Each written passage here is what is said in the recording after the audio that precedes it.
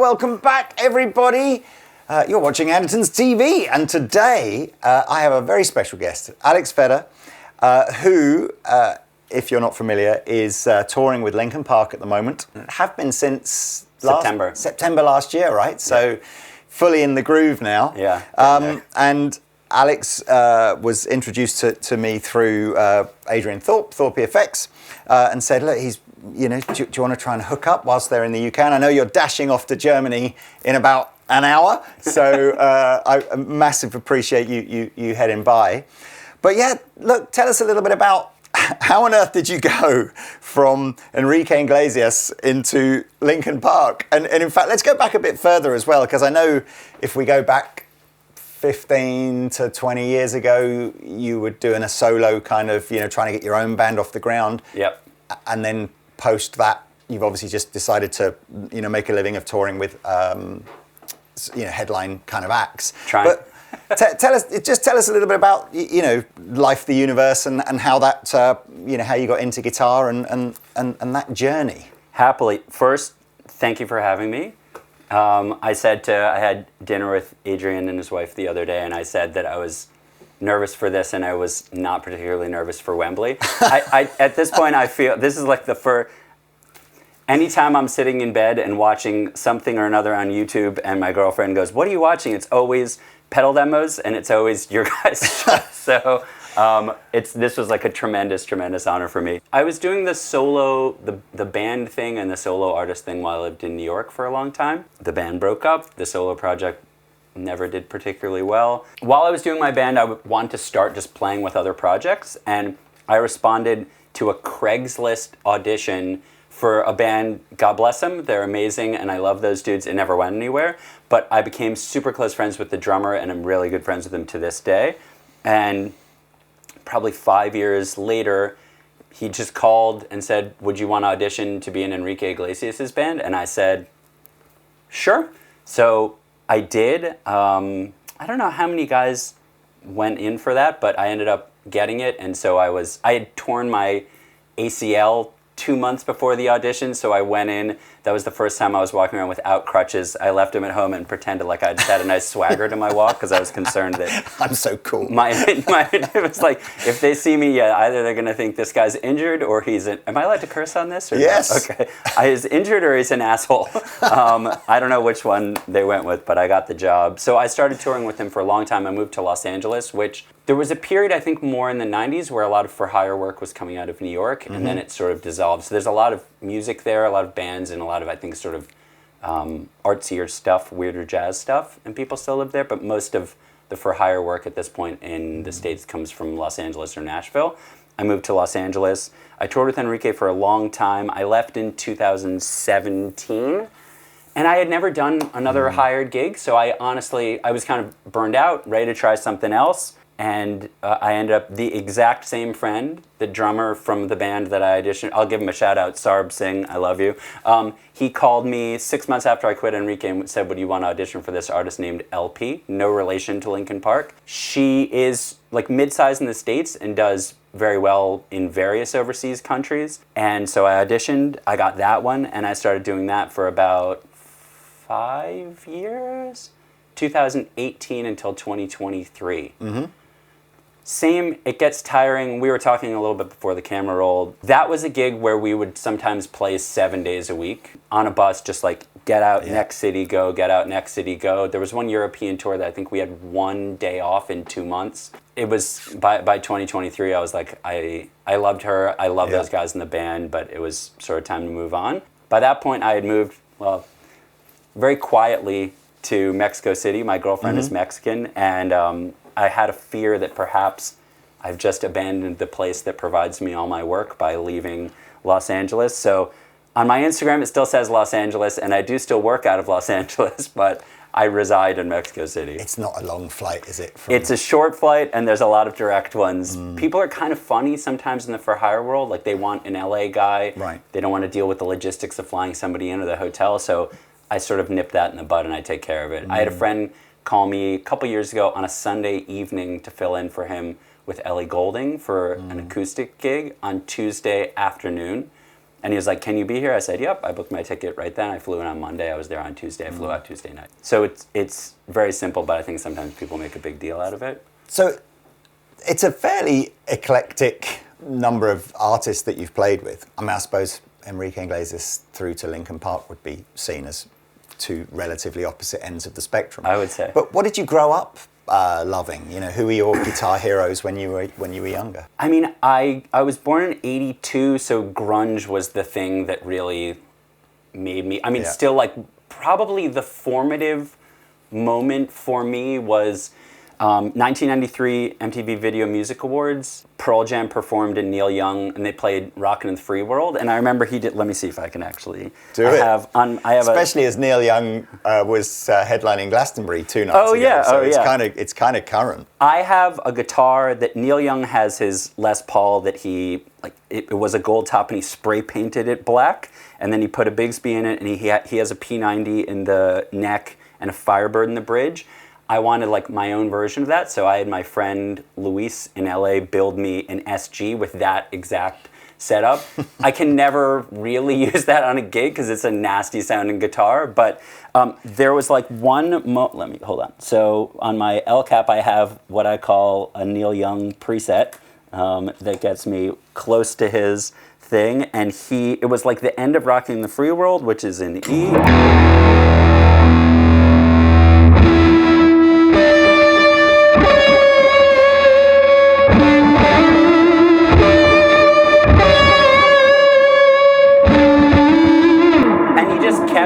Doing that, and that to me was like the sound of the guitar. Yeah.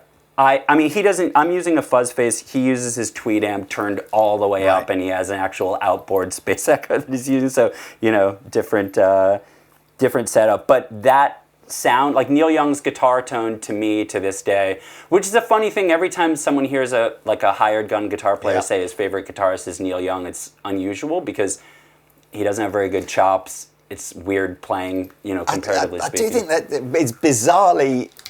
is bizarrely topical, that, because apart from Keep On Rockin' in the Free World, I couldn't even name you another Neil Young song, which I know is, heresy for some players.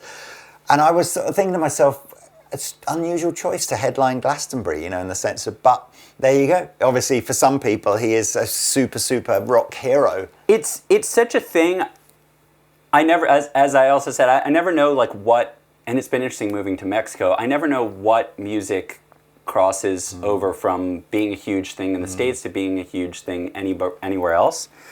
So I have no idea whether Neil Young in the UK is sort of like a, who cares? It always felt like a big deal to me. My father always listened to sort of like Beatles and the band and Bob Dylan and Neil Young. He's not a musician. He's a singer. He doesn't play an instrument, so he's not an instrumentalist, I should say. But he's an audiophile. He always had these crazy speaker setups. So a lot of my sort of childhood memories would be walking downstairs and my dad's pumping something or another. So between that and also the Pearl Jam cosign, like when you're 12 and your biggest favorite band says, this is the thing, I just go, okay, that's the thing. So The Who and Neil Young, when I was growing up, were just the most important things to me. It's also fun to think about because I remember at the time they were sort of elder statesmen, right? Like it was sort of like when Neil Young comes out with Pearl Jam, it was like, to me, he may as well have been a dinosaur. And actually, I looked it up at some point. He was 48 on that performance, which is the same age as the members of Linkin Park. Well, I'm the same as you. I kind of feel like when I was a teenager, if there were bands in their 40s at that point or other, they were just like old. And now it's like you can still, Paul McCartney or Rod Stewart, 80 years old, rocking Glastonbury over the weekend. I mean, it's just extended the life, I think, of musicians, or all of us. Yeah, he headlined Corona Capital, which is a huge festival in Mexico City, last year in the exact same spot that Linkin Park is going to be at the end of the year. So I'm very excited for that. I mean, the dude gets up and still plays for 2.5 hours in, I'm pretty sure, the original keys, and his band sounds slamming, and like that's the kind of thing to me. Same, I saw Bruce Springsteen in 2000, it was probably a decade ago. Another guy who just keeps on smashing it out of the park. Yeah. And I think there is something to, here I'm going to start sounding like an old fart. They sound like human beings, and I think that that matters. Paul Simon recently was on some late show and he sang just like a snippet of, I think, a song he'd been working on, and his voice sounds so fractured and imperfect. And that's, I think, for our generation, like that's what I grew up with, and that's something that I really value. I think if you go back to a lot of those old records, you hear stuff that they would have been fixing and chopping and editing like crazy, and now it just, to me, it sounds like that's a human being. So I'm a little bit older than you, probably more than a little bit, but so my teenage years were in the 80s, when I think guitar playing was at a real virtuoso level. So all the guitar heroes of that era, Satch and Vi and Mark Knopfler and who else? I mean, I could go on. There'd be tons of them, especially if you go into the kind of some of the rock metal, the Nunos and all those kind of guys. I think was a real. It was, you pick up a guitar and inside of like 3 weeks, you're still just going like, oh man, the mountain to climb to get to where I want to be is huge. And then I think what grunge did, in a way, I suppose, and Britpop kind of followed that kind of thing on, was took it back to probably what hadn't happened since the 60s, where people started to write songs again, where actually the level of ability needed to do it was much lower.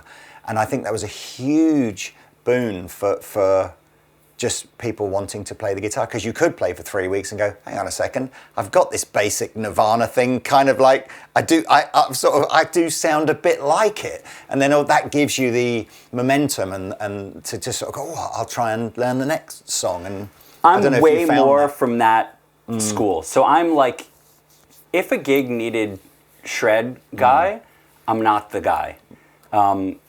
There was like a period in my teens when I was listening to a lot of, like Marty Friedman to me is the top of the top for metal guys. I like his ability to combine melody and technical, proficiency. It doesn't even cover the degree to which he's proficient on the guitar. I love all those guys, but the thing that I first gravitated towards first was, my very first cover band when I was 12, I was playing drums, and I remember our guitar player finally got it probably was a Boss SD1 or something, and we were playing Smells Like Teen Spirit, and I remember he did the opening thing, no volume, but everyone knows what Smells Like Teen Spirit sounds like. He did the opening thing, and then he stomped on the distortion, and I was like, my mind was blown. Just the sound of the guitar, and it's still the thing that draws me.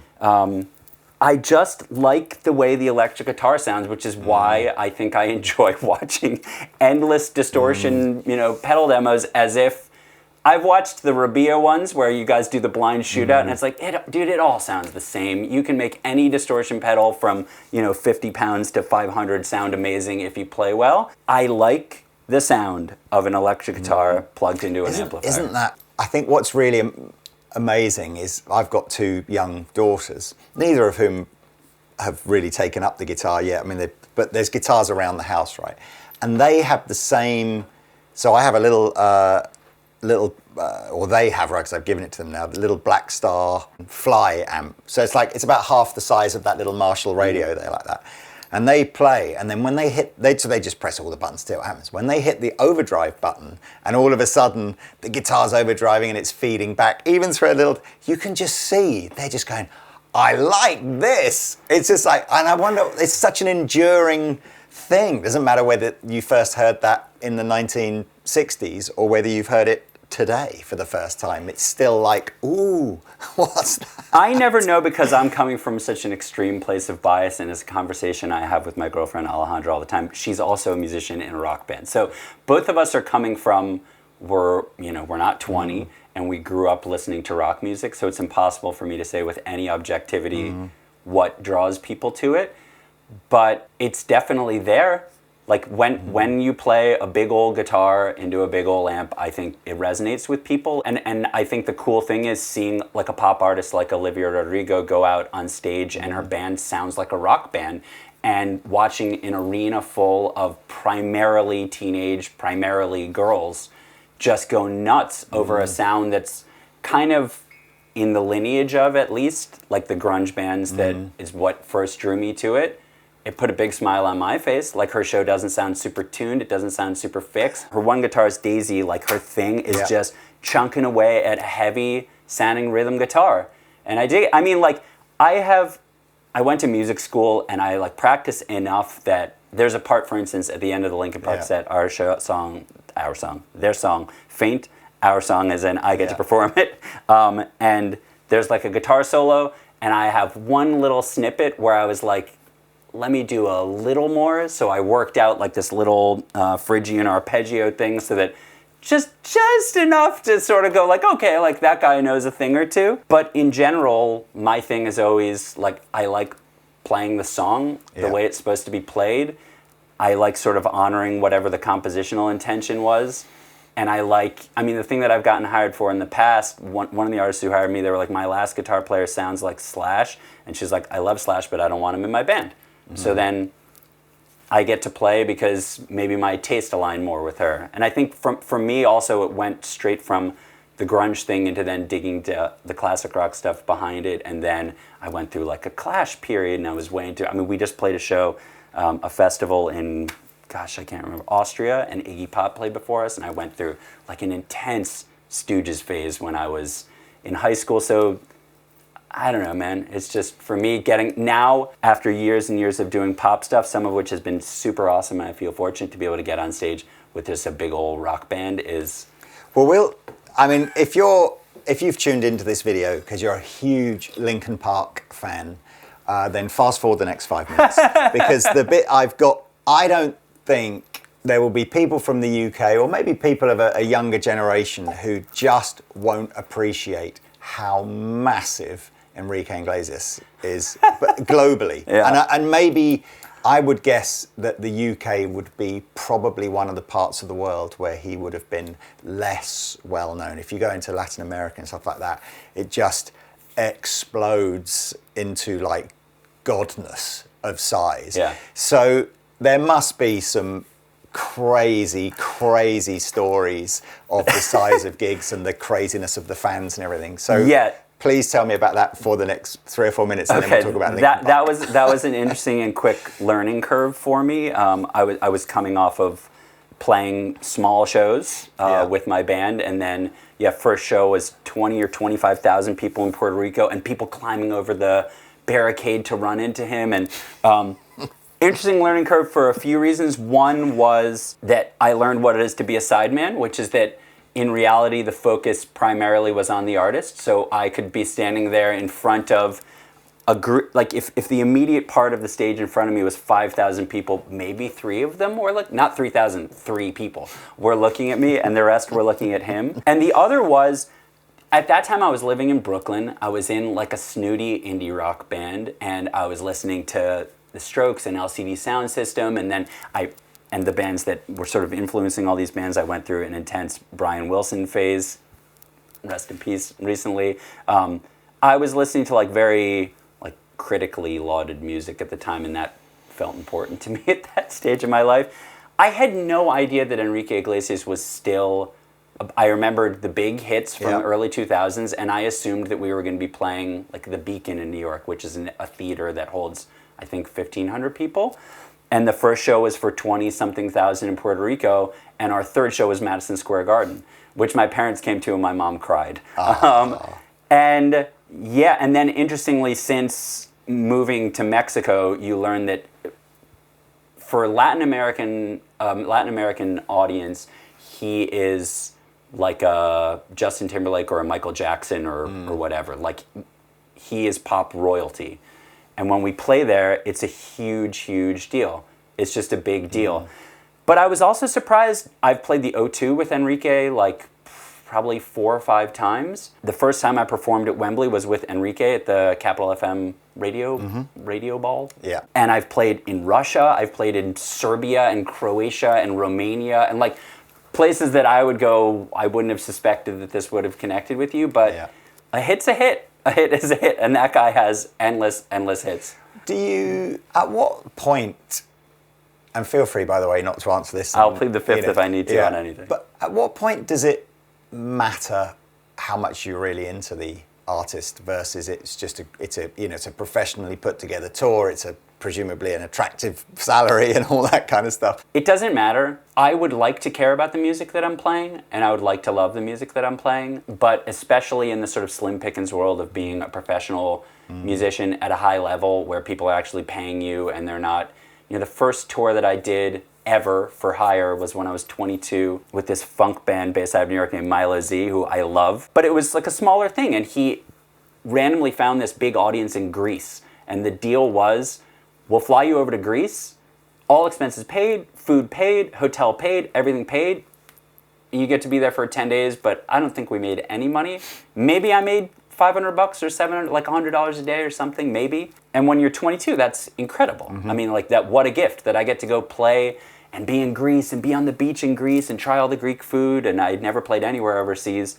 And that was a big deal. 10 years later, I have to pay my rent.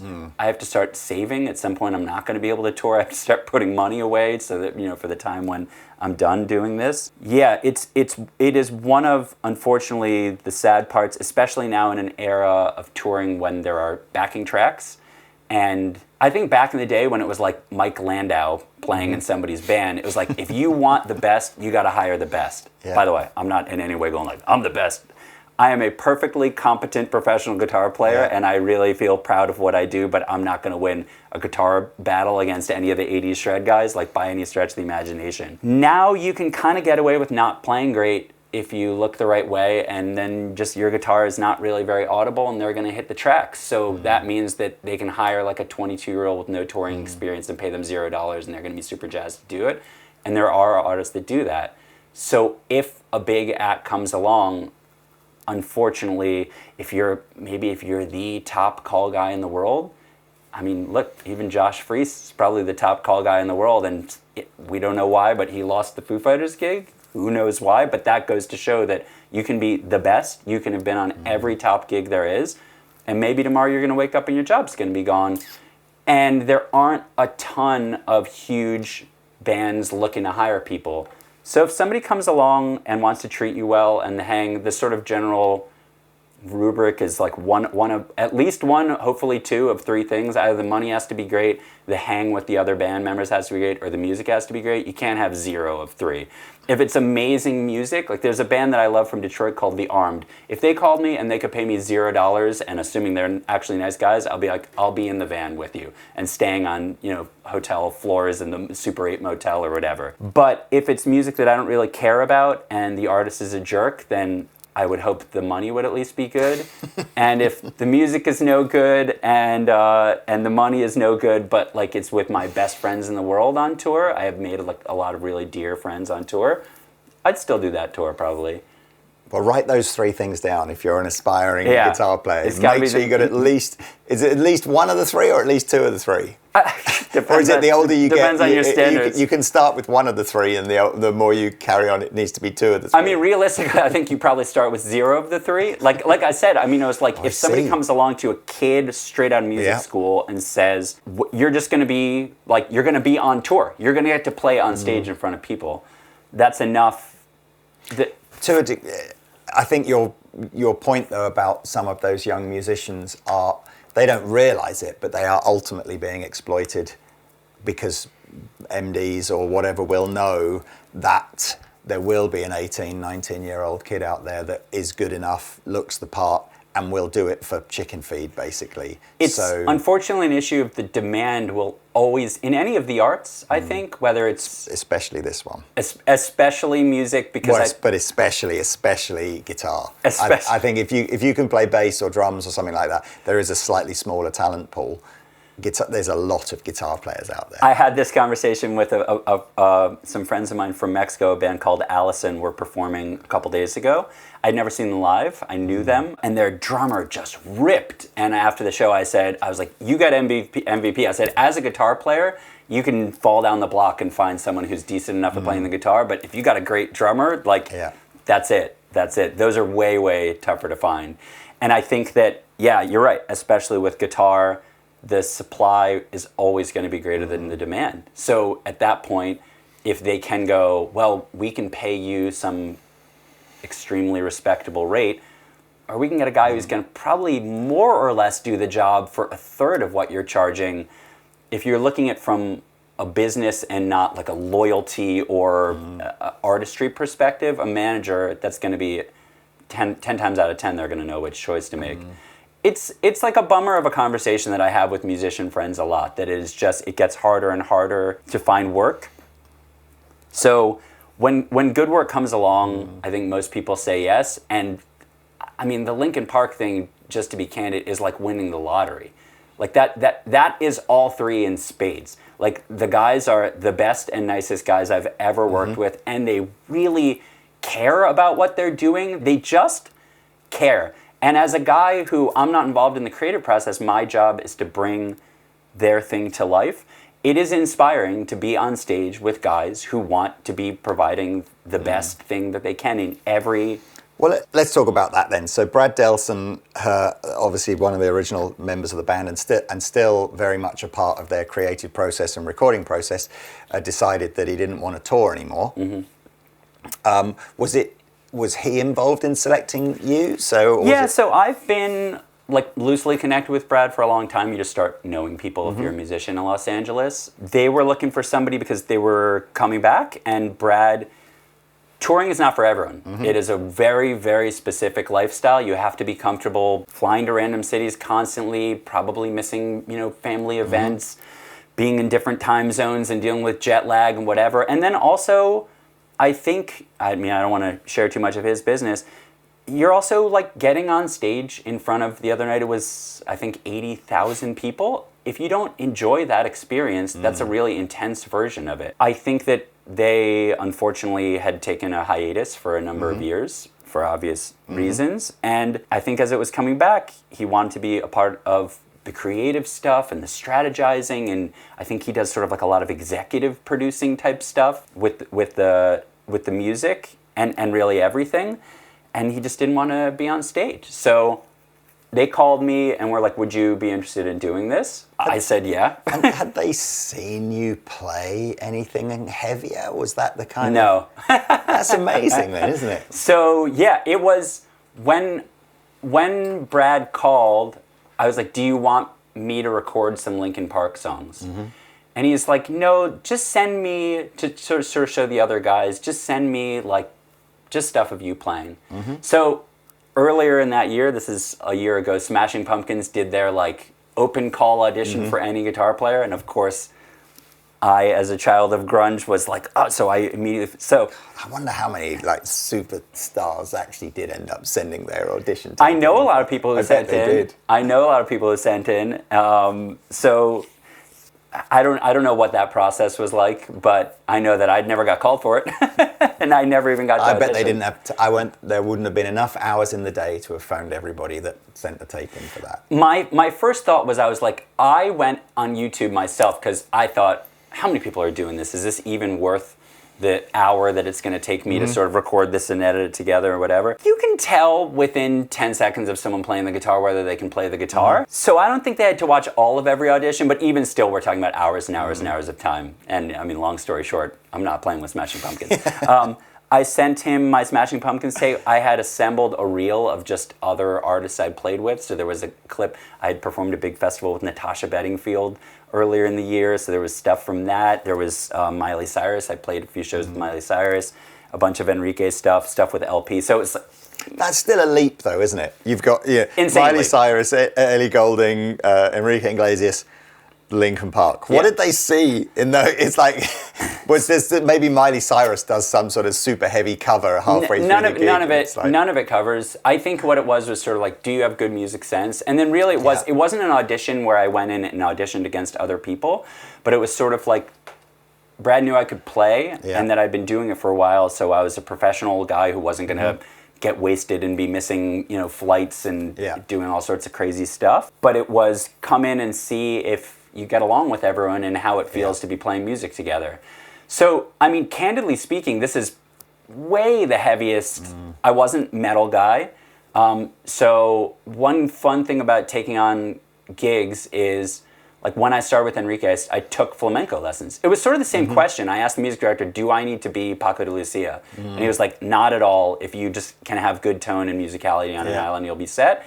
But for me, if I'm going to do a gig, I'd like to dive in and feel good at it. So I took flamenco lessons while I was doing the Enrique thing. And then it's been like trying to unlock some of the metal stuff. So I took a Zoom lesson from this guy, Per Nilsson. The Strandberg, what's his band? The Swedish guy, isn't it? Scar Symmetry. Yeah, didn't he do the Meshuggah stuff? He did. That was how a friend of mine, a really great British guitar player, Christian Mendoza, hooked me up with Per because I was never right-hand guy.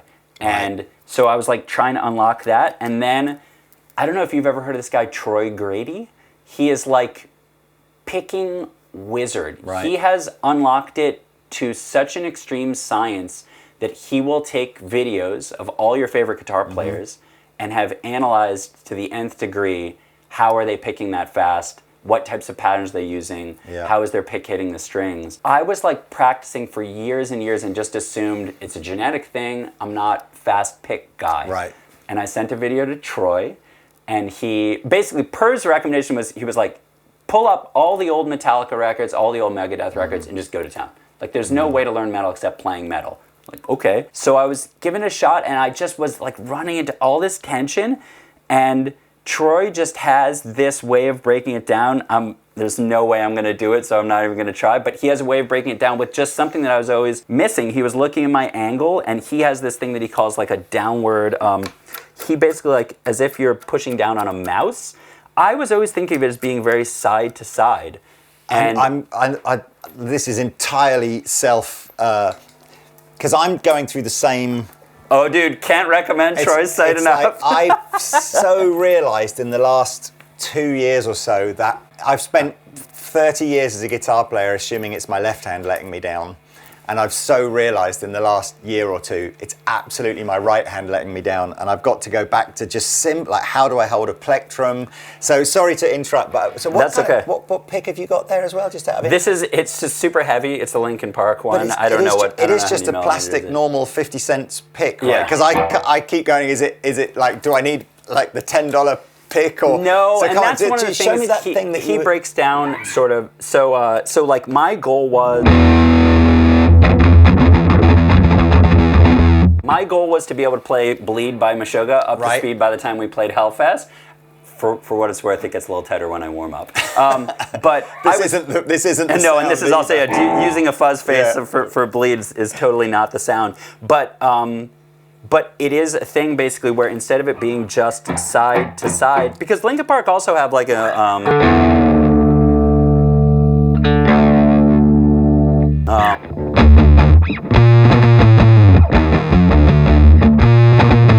So I needed to start getting some of that stuff down and having it feel easy. Where's the looseness then? Is it wrist? Is it elbow? Is it more I'm not nuanced? using my elbow. God, the idea that I'm giving any sort of like picking tutorial. It's hilarious. But I am a guy. I am a guy who has always struggled with it. The point where it was like I just basically like developed my left hand stuff because if I need speed, it was just going to be left hand. So like legato stuff is okay for me. But picking stuff was always like I'm just not the guy. It would clamp up like even at slower speeds.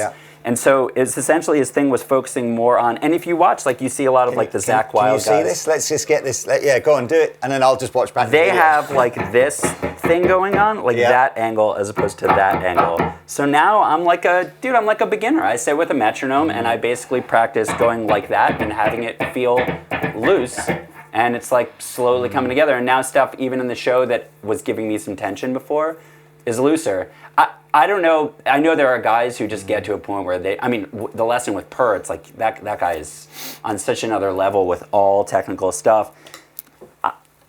I'm just not technique guy, but I also think that there's no such thing as technique guy and not technique guy. It's not like a genetic thing that I was born with or not born with, contrary to where I was coming from.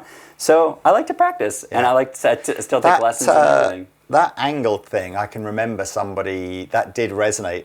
Because I can remember somebody 20 years ago in my guitar playing and me going, oh, that's interesting. The way he's not going across the string with a flat pick. He's kind of going across it with a pick at like a 45-degree angle. And I think you do see that more in people who have got a faster right-hand technique. And you can see it's more or less extreme, but when you watch the stuff, this is just an ad for Troy Grady's website. When you watch the stuff on his site, you can see that regardless of what the angle is, like the movement is the same. Some people just manage to get the feeling from less of a slant. I need like a little bit of the slant to get that, just that like fast tremolo thing. That your hand position there that we had Marty Friedman on for, and it's that he's thing. like the ultimate, got this really awkward looking kind of claw hand like that, but again, incredible technique. And yeah, I mean, I look at that and I'm like, it seems crazy that he could play all the. I'm in drop D, but same. I was just basically like, you know, like practicing for ages, going and couldn't get the thing loose enough, and then. Just practice, right? Just practice with Troy, and I'm like, now I'm galloping away, so keep practicing.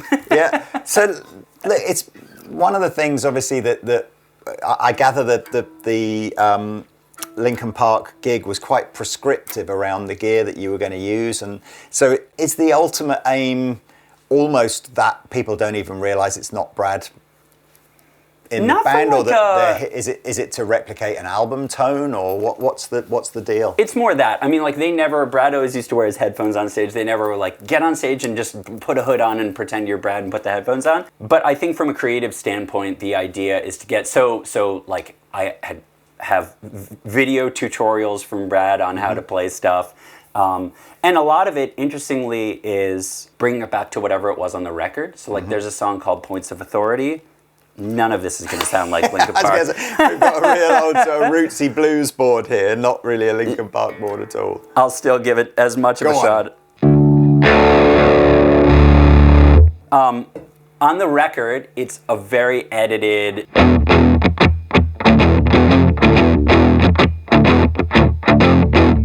It is like chopped, so there's zero space in between any. When you watch old live videos, one cool thing about learning their music is they have live albums like crazy. So every song that you would want to learn, there's a live version on Spotify, not just on YouTube. But he's sort of settled in more just like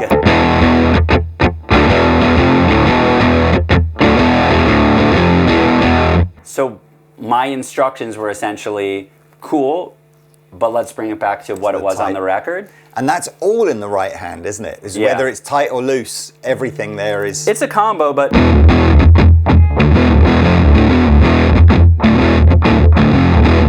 It's a lot more muting than having it be open. It's interesting, when I watch a lot of the metal guys, like we just played shows with Spirit Box, and that guy Mike is a monster guitar player. His hand lives here all the time. When you watch me play, I'm like coming more from the grunge thing. My arm is like all over the place. It's been like a fun learning curve of diving into something new, because it is very different coming from an Enrique Iglesias gig to a Linkin Park gig. But for me, it's like a nice challenge, and it does come down to, I'm happy to undertake, like I'm not in there to assert my will and go like, okay, like you guys have got hit records, but I've played with plenty of hit artists, you know? For me, it is, their records are so carefully produced and thought out. The parts are so thought out. Back to your question, the tones are so thought out. The gear is so thought out. So the intention was essentially, how do we recreate this live and just bring it to the stage? It's not about me coming and going, well, like I really like a fuzz face, so let me start farting my fuzz face all over your songs. Like it's just not the thing. And I think there are guitar players who maybe that would be their bag. Like, you hired Alex Fetter, so I'm going to do the Alex Fetter.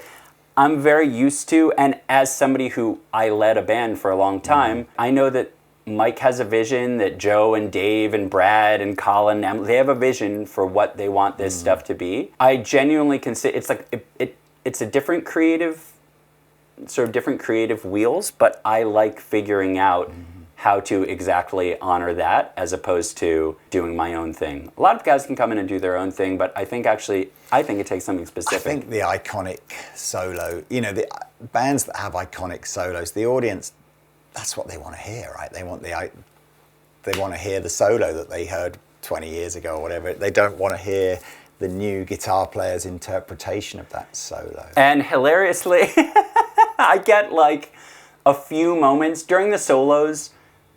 They said it was not complicated, but they're not guitar heroic band, right? So like they don't want me coming in and doing stupid tapping licks or something. Style, that's just like, that's not what I dig. Fortunately, that's not my jam anyway.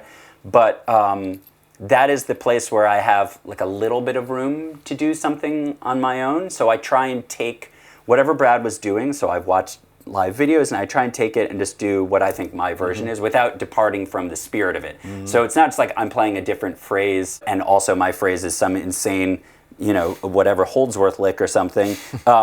It's sort of like what would just a continuation of that theme be.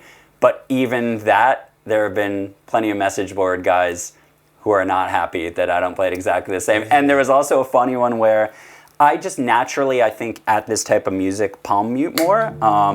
So they have a song called Place for My Head that my natural inclination is to palm mute that. It's not what's on the record, and it's not the way he played it live, and I did it a few times, and people were super, by people I mean a couple of super fans, but basically what it comes down to is I check with Brad and Mike. I'm like, this is how I'm playing it, what do you think? And they're like, try playing it open. So now I play it open, but just doing a little more palm muting, or like the song that I did before, Paper Cut, I do that super palm muted, and people get upset. I can't decide if I think I love how invested some people are in the music that they love. You know, it's like I get it. You're sort of going, look, I'm doing my best here. I'm not intentionally trying to disrespect anything like that. So, you know, if I didn't quite play it, but then, and there's a little bit of me where, you know, because I can imagine the kind of comments you get. I mean, comments like this fly around on YouTube all the time, don't they? But in its heart, it is just someone's absolute love for what was originally written, right? You know, that's and it's a kind of a crazy, inspiring sort of amount of passion that you would get to the level where you really feel you got to go to the new guy. You didn't play that. There was this like 2 minutes 27 seconds. You didn't downpick that bit right. It's just like wow. But if I were a bigger person, I wouldn't let any of that get to me. It's probably best that none of my bands ever succeeded because I don't think I could take the hate comments. It is that. I mean, people. That's been also a really cool thing is seeing the degree to which when the band came back, the first shows were essentially like, how is this going to do and are people going to dig it? And whoa, I mean, we just played Wembley. People really, really, really, really care about this. And some people's version of caring about it is you're not playing it exactly the same. That's okay. Like I've sort of learned where the spirit is, like where that's coming from. So yeah, I'm not like, F those guys, but Brad's a different human being than I am. We have like different builds. We play differently. You know, his picking technique is different than my picking technique. And also, I mean, we use fractals on that gig, and we're using whatever the newest one is. That's been an interesting thing. I'm used to programming all my own sounds, and I walked in, it was like, right, here you go. Here's the guitar. Literally down to that level, here's the guitar you're going to use. And presumably it's all done on some sort of MIDI time clock, is it? So all your patch changes are all just happening without you having to worry about anything? My tech, Ben, who's amazing, is just, here you go. Here you go. Ready to go. So there's it takes some creative part out of it, because I do like getting noodly and fun with, I think I hear a hint of a slapback, so let me dial in, 10% of whatever. But again, it's just not really the point of this. The point of this is like we are playing this music that a lot of people love, so let's do it justice. And so, I mean, I've been with him. They send us the guitar stems from old records. Interestingly, sometimes, and I've always found this on digital modelers, just because it's a Mesa Boogie on the record doesn't mean the Mesa Boogie model in a fractal is going to be the closest one. So I think we're using a lot of times 2 channels. We're using like an orange and a Soldano. Interesting. Paired together, and that's the sound. The heavy sound. But, for the fans who have been listening forever, they're like, it doesn't sound like Live at Texas when Brad was out there with a Mesa Boogie stack. And I'm like, yeah, guys, it might sound a little bit different. But for whatever it's worth, when we crafted the tones, because there was sort of a first batch, when I first came in, it was sort of like everything was set, and then once it was clear that I was going to be doing the gig, after a week of sort of like, let's play and see how you do, and if everybody digs you, you'll come back tomorrow. And then they're just the easiest guys to get along with, and I try myself to be as easy to get along with as possible. And so once it was clear I was going to do it, which was after about a week, then it was like, okay, I'd like to look at this patch. I thought it was too gainy, or this patch was, can we like cut some of the lows, whatever it is, but it's all Ben. Ben dials it in. I just sort of give like little tweaks, and then he's the guy doing it. And what are you hearing on stage? Is it all in ear?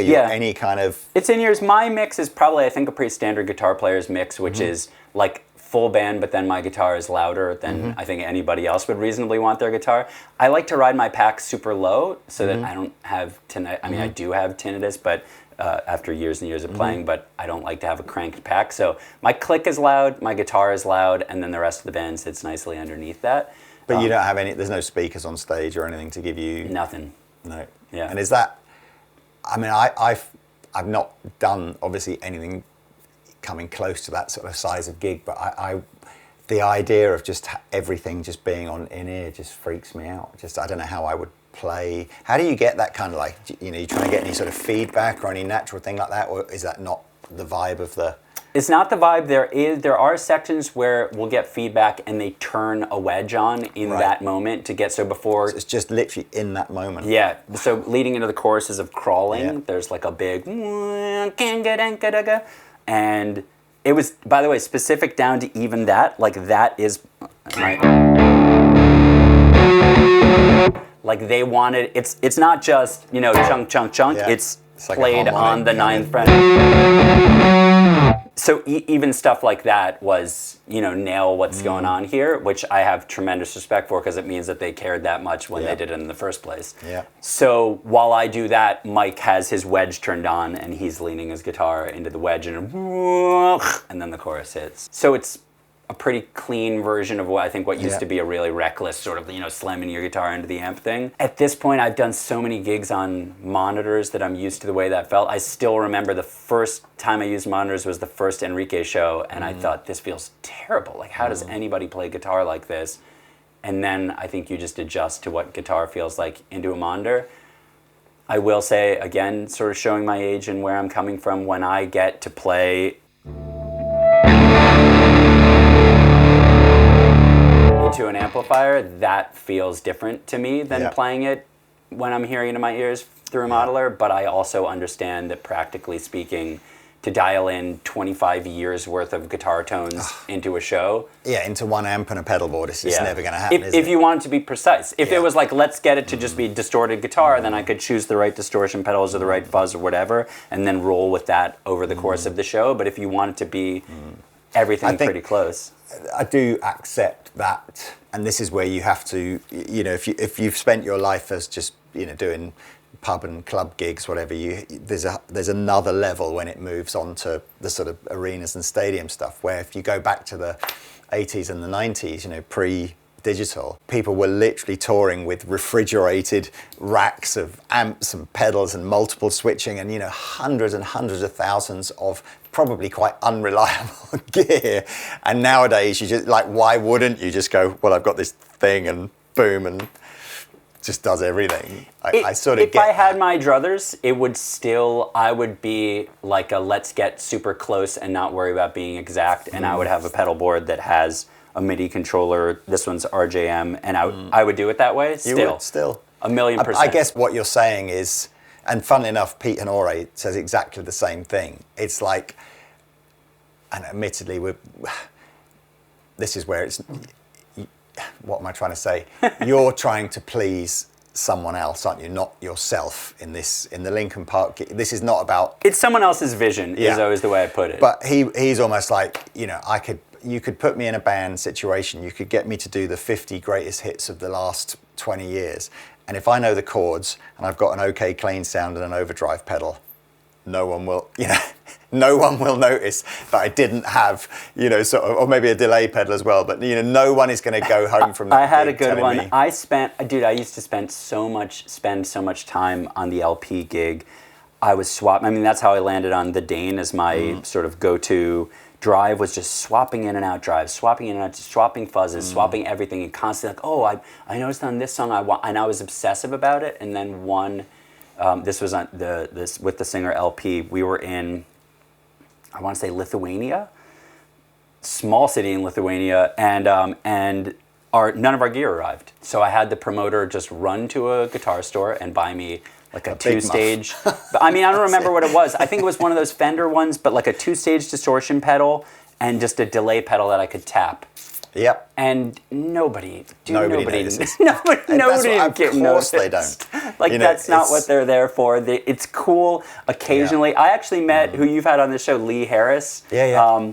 He came to a show that we were at played And in he's trying to get Carcassonne, old France. Pink Floyd sounds, right? So That's a real I was going to tough say, bag. that's like, maybe you couldn't do that with just a Fender overdrive and a delay. Well, maybe you could, I don't know. He saw my huge pedal board and then emailed me after the show and was like, I'm also a huge pedal board guy, and we've sort of exchanged emails back and forth over the years, mostly about nerdy gear stuff. So for guys like me and like Lee, I love seeing a cool pedal lineup, and I'm very excited by it. And for everybody else in the audience, they want to hear the songs.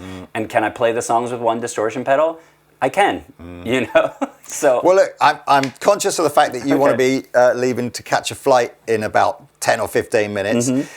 This board, how would you describe? This is the board you brought with you, by the way, and it's your own personal guitar. I did, We're running and I into did. a Fender Deluxe, which I guess is kind of like a classic rider. Yep, get me a Deluxe. it's and the I'll one be good. that I probably have in most cities. Yeah, but this is. How would you describe what this board would enable you to do? Great question. This is so this board was built by my friend Johnny Gomez. Cute Rigs is his rig building company name, and it was the board that I built after the Enrique tour. I had no clue what tour I was going to do next, and I wanted sort of the board that would do the most, so that if somebody called, kind of no matter what the gig was, within a pedal swap or two, like, you know, I have the Argonaut, which is an octave fuzz. I certainly do not need that for most pop gigs, you know.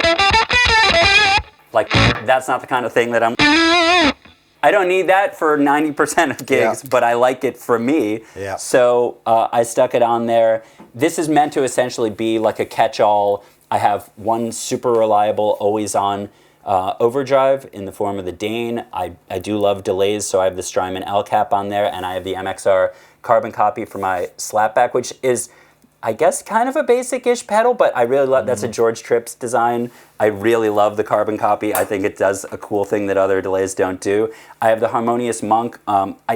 Trem tends to be my most go-to modulation effect, and I think that they do it best.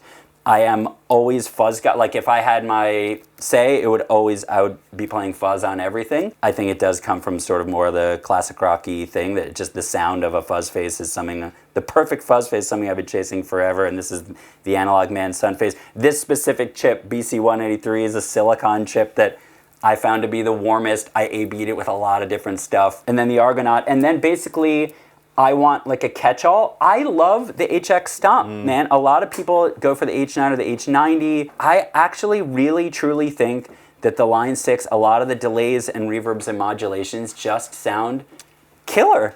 And I know that if somebody calls me and they need kind of an 80s thing, and let's see if I have a chorus pulled up, God willing, Dimension. I guess this is, I mean, I put an HX1 on my board for the same kind of reason, just to go, oh, do you know what, this song needs something, so, and there it is. But I don't have the MIDI switcher that you've got, so presumably the beauty of this switcher, you can have the HX Stomp at the beginning of a patch on one sound, but perhaps further on in the chain. Yeah, so I have it two another. spots in the chain. I have it initially so that for modulation, I didn't normally with the Dimension, I would dial it with all the clicks on, so it gets closer to the Purple Rain thing. So it is looped. First of all, with this MIDI switcher, I can adjust anywhere that it sits, but I always have it be first because I like my modulations before my drives and wet effects. And then it's also last, so that if I want a big reverb, or if I'm using this as an amp sim, then it all comes last. So he wired it in two different ways. Oh, so you could, with the amp sims on there, This is a this self-sustain could just board, be a, yeah. here you go, sound man. Full rig. Go. Yeah. Wow. And it can get MIDI signals to the RJM. So this was my sort of like, if something comes calling that kind of no matter what it is, I know I'll be able to do the job. And since I didn't know what was calling, I put on some sort of the tones that I would lean towards. But if it was like a nastier gig or something, I would probably swap out the fuzz face for some kind of rat. I would almost certainly swap out the Argonaut for maybe like Wampler Tumnus, something as a second drive for a lead sound. It just would kind of depend what it was, but this general layout, I knew that no matter what came my way, I'd be able to do it. And with being able to program presets, it just was super flexible. So this was the board that I built, and then a few months later, it started doing Linkin Park and using fractals. So it's been sitting in my home for ages now. It's a shame Pete's not here today, because he'd be super stoked about the fact that you've got the Dane. But you say that's an always-on the Dane, so I first got it, I think, 2022. I had been using a different drive as an always-on that I found that when I stacked like a fuzz into it or other drives, it just would get swallowed up. And the Dane, calling it transparent, I don't think is right, because it does color the tone. I think it has a nice low-end thing that some guitarists don't dig, but I do dig.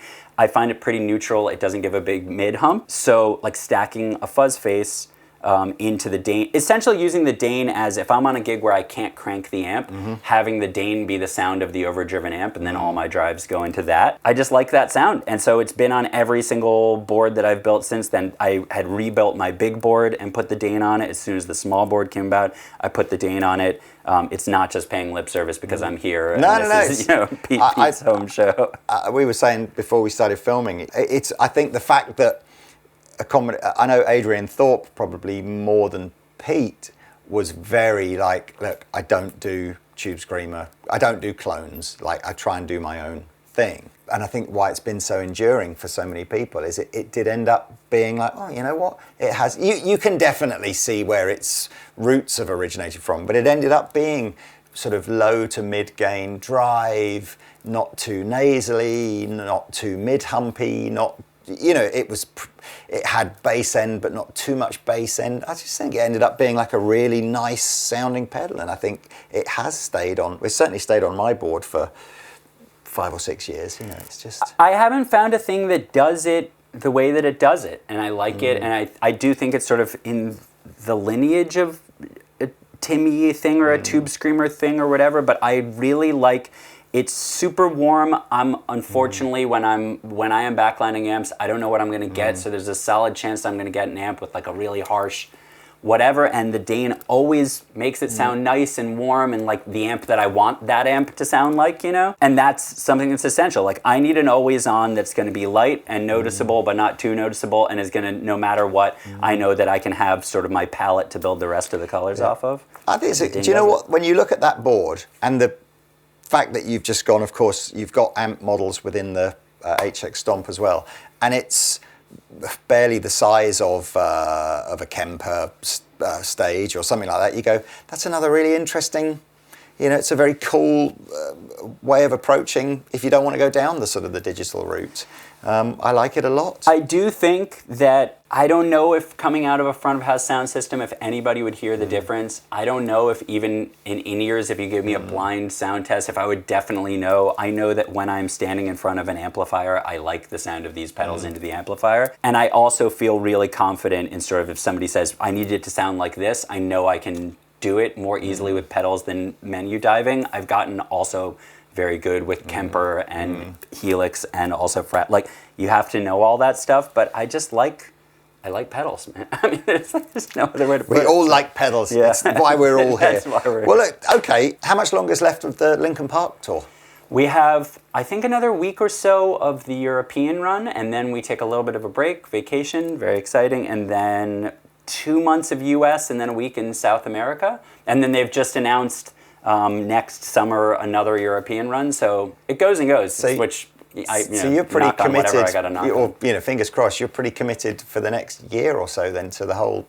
So you're probably not even looking beyond that, are you? I am not. So all my nerdy pedal stuff is hobby right now, which is still great. I still buy new stuff. I just got that Chase Bliss AM Brothers one because I was like super jazzed about that. So I still am in the world of nerdy gear, but at this point, it's just for my at-home twiddling of knobs. What do you think, though? Is it now that you've obviously learned all this, Troy Grady sort of right-handed? Do you think in maybe after Linkin Park you might go, let's see, maybe Kirk Hammett wants to take a break, or? I thought about. Man, I was like, man, I just wouldn't be the guy. Like, if Zach decides that he's not going to go on the next Pantera tour, I unfortunately am not going to be the guy. I think you'd need to get a lot of tattoos, maybe. Yeah, I did a harder look and a lot more time with the right hand stuff. You know, like I practice still all the time. I mean, like even when we're on tour, I probably put a couple hours in every day. I sort of always just feel like I want to be ready for whatever comes my way. So if someone needed like competent hard rock guy, I feel like I'm getting, not with this board, but getting there slowly but surely. If someone needs rootsy rock, classic rock guy, that's the thing I've known and done forever. We could have the Alex Vedder sweepstake of basically, it could be every genre of music ever, and everyone picks something out of a hat, and we'll see what you get next. As long as I like have enough time to give it some thought, I feel like I could dive in. Well, thank you so much for coming in. Thank you for having me. Sharing your. I mean, I think it's great to, to see that you can go from, a big sort of, rehearsed Linkin Park Fractal gig through to, just a very improv type rootsy gig. It's all doable, right? And anyway, look, it's been a pleasure having you on. Thank you so much. Good luck on the rest of the tour. Safe travels. Thank you. Thank you guys all for watching. Go check out Alex. I'm sure you'll find him on YouTube on his own channel as well. So I'm going to go and check out Troy Grady. Yeah, it's worth it. Absolutely. Anyway, thanks for watching. See you next time.